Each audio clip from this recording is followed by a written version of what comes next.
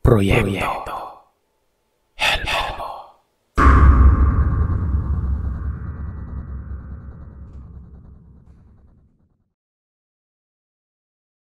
Nangangalumata at nangingitim na ang paligid ng kanyang mga mata. Kay bilis na nang humpak ang kanyang pisngi at namumutla nun. Gusto ko pang maiyak nang makitang nakagapos siya sa kanyang higaan. Lumapit ako sa kanya at tinanong siya kung ano ba ang nangyari. Ang sabi niya, gusto niya raw ng dugo pero ayaw siyang bigyan. Nagsumbong siya sa akin na para siyang batang wala pang muwang sa mundo dahil sa kanyang ginagawa. Para na siyang baliw kung titingnan pero kung susuriin siya ng husto, ay malalaman ng lahat na may ibang ibig sabihin ng kanyang mga galaw. Malinaw sa aking isipan ang kanyang ginawa noong nasa tunnel kami. Kaya naman iniwan ko si Rogelio sa kanyang silid at sinabi kina Tio at Tia na baka pwede naming ipasuri si Rogelio sa isang albularyo. Gusto ko po kasing umasa na gagaling pa ang aking mabait na pinsan. Alam kong hindi perpekto ang buhay niya pero alam kong mahal na mahal niya ang kanyang pamilya. Kaya naman gusto ko na rin gumaling siya kahit papano. Kinausap ko si Nanay Daria na sabuyan ng bawang si Rogelio. Bigla siyang nagalit dahil ang sama raw ng amoy ng bawang. Nagsuka siya ng nagsuka hanggang sa manghina siya. Kaya naman nagawa namin siyang maipahiga sa kama.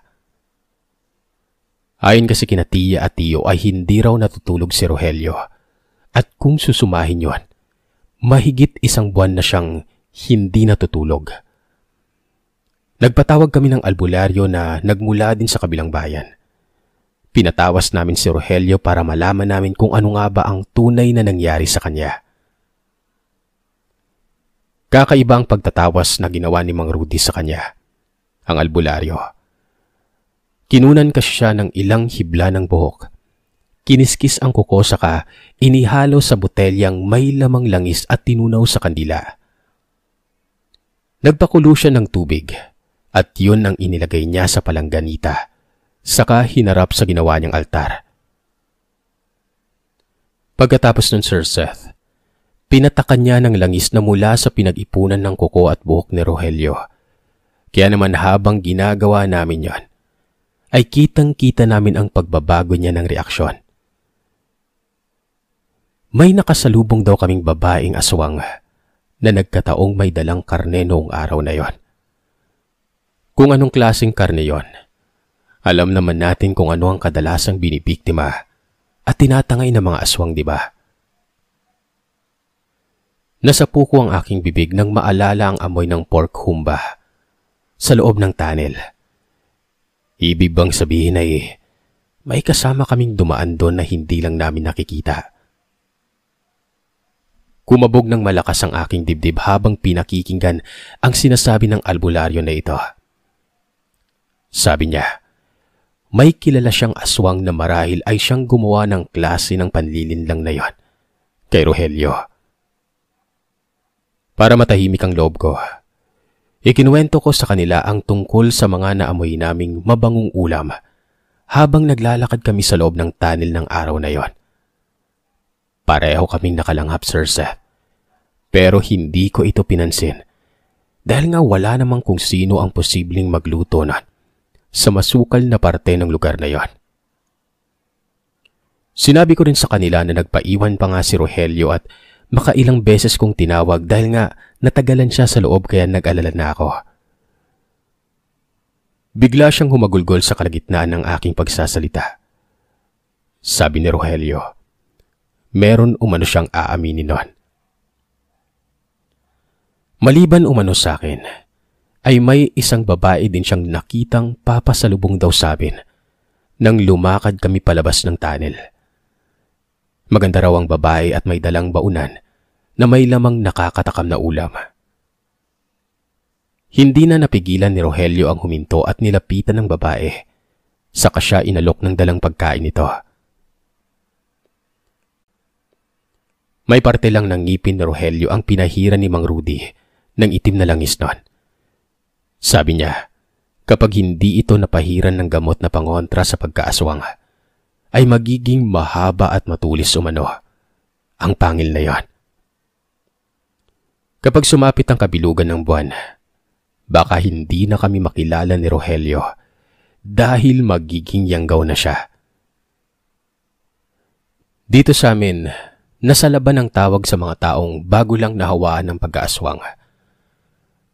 Marahil ay nalibang ang babaeng tinutukoy ni Rogelio sa kanya kasi nga nabanguhan ang aking pinsan sa nakasalubong niyang babae. Kung ako ang tatanungin, sigurado na wala kaming nakasalubong na babae, Sir Seth. Tanging kaming dalawa lang ang naglalakad at pangatlo naman ang bakang dala namin. Ayon pa nga kay Rogelio, lumingon daw sa kinaroroonan ko ang babae. Saka sinabing buntis daw pala ang baka na dala namin noon. Nakikita niya raw ng malinaw ang mga laman loob nito. Kaya naman nagpaiwan si Rogelio para kausapin ang misteryosang babaeng yon. Aminin kong kinilabutan ako sa aking mga nalaman, sir. Parang napaka-imposibleng mangyari na may aswang na lumalabas sa umaga, lalong-lalo na doon sa dinaanan namin. Ang paliwanag naman ni Mang Rudy, hindi lahat ng aswang takot sa liwanag. Ilan sa kanila ay nasasanay na sa sikat ng araw at namumuhay ng tahimik kasama ang kanilang mga lihim na huwag mabunyag. May mga uri naman ng aswang na nag-aanyong anino lang para huwag makita nun. Sa kaso ni Rogelio, may third eye kasi siya, kaya naman nagawa niyang makita ang babae ng hindi sinasadya. Mabuti na lamang din at siya ang nakakita dahil kung nagkataong ako ay hindi ko siguro malalaman kung ano ang aking gagawin nun. Ginamot ng albularyo si Rogelio. At kahit papano ay nakikita naman namin ang malaking pagbabago sa kanya mula nang magkasakit siya. Bumabalik na ng paunti-unti ang kanyang pagkapalabiro at pagiging masigla. Mahirap ipaliwanag kung paano ginawa ng aswang ang panghahawa sa aking pinsan noon. Napakabilis kasi ng mga pangyayari at masyadong mahiwaga. Naisip ko na lang na baka noong mga panahong yon, masyado akong naging abala sa paghawak sa pisi ng baka.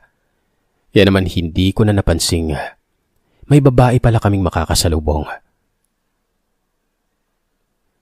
Mula nang gumaling si Rogelio, ay mas naging matindi pa ang paniniwala namin na may aswang.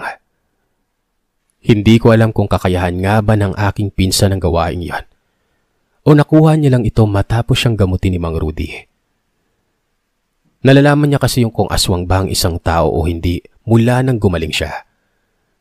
Kapag kumakain naman kami ay may mga itinuturo siyang putahe na hindi naman dapat kainin dahil iba raw ang tingin niya sa pagkain na yon. Kagaya na lang noong makapunta kami sa isang piyesta sa tahanan ng kaklase ko. Sa dami ng putaheng nakahain sa mahabang mesa, ay halos nalilito na kami kung alin nga ba ang aming kakainin. Napagdesisyonan naming dumampot na lang ng kahit aling pagkain gusto namin. Kaya makalipas lamang ang ilang minuto, nagreklamo na si Rogelio dahil sa matinding pananakit ng kanyang ngipin. Nang suriin ko ang kanyang bibig, nagulat ako dahil mas humaba kaysa sa karaniwan ang isa sa kanyang mga ipin sa harapan. Dahil dito, isinangguni namin muli kay Mang Rudy kung bakit nagkakaganon pa rin si Rogelio. Anya, magaling na umano yung pinsan ko. Yun nga lang, ang panakit ng kanyang ngipin ang palatandaang kailangan na niyang huwag ipagpatuloy ang pagkain na tikman na niya dahil baka linlang lamang yung naaswang para makakain kami ng kanilang pagkain. Nagkatinginan kami ni Rogelio at nginitian niya ako. Anya ay hindi na raw mauulit na magpalinlang pa kami sa aswang dahil nagtanda na siya.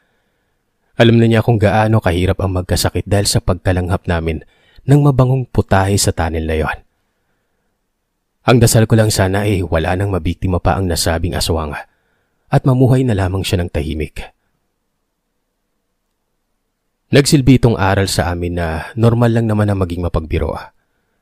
Lamang kapag nasa mga ilang na lugar na tayo, ay marapat lang na magbigay galang din tayo at maging tahimik na lamang kung sakali mang may mga bagay tayong mapansin para maiwasan ang pangungumedya ng iba. Gusto ko po sana magpasalamat ng marami sa pagbibigay niyo sa akin ng pagkakataon kung sakaling maisalaysay mo itong kwento sa channel mo. Alam kong marami tayong mapupulot na aral, lalo na at karamihan sa atin ay talagang mahilig sundin ang kuryosidad na minsan ay hindi natin namamalayang nagtutulak na pala sa atin sa kapahamakan.